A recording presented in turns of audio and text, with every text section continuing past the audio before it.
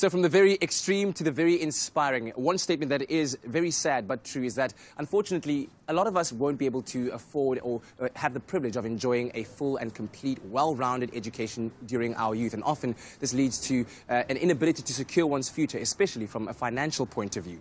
But for those who are brave enough and perhaps bold enough to take on the challenge of literacy and learning during adulthood, those results can be rather prosperous. In fact, here's the story of Bernard Mufamadi. The world can seem extremely limited when you can't read, but stumbling blocks can be stepping stones, says Bernard Mufamadi, who was once a security guard. Being illiterate didn't curb his ambitions. My name is Bernard Mufamadi. I'm from the village called Muila village.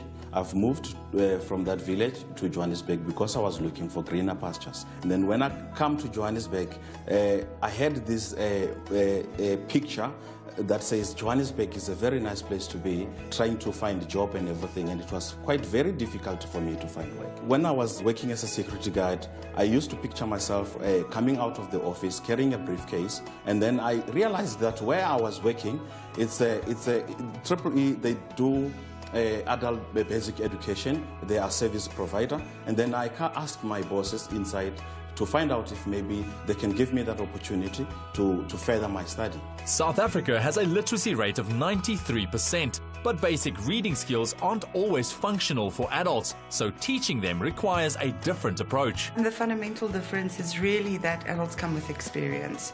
They've grown up, they've been through life, they experience real difficulties on a daily basis. And so you can't really teach them exactly the same way you teach children. We do a lot of classroom-based learning, and fundamentally for literacy, that remains one of the best ways to really get someone into the habit of learning. And with an educational goal in mind, Bernard also acquired a skill for managing expectations and challenges.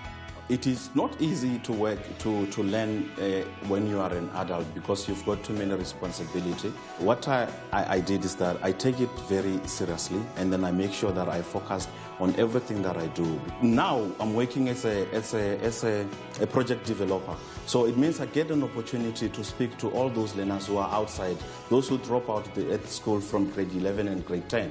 Coupled with numeracy skills, teaching adult literacy can be a key factor to nurturing a more productive and confident working force.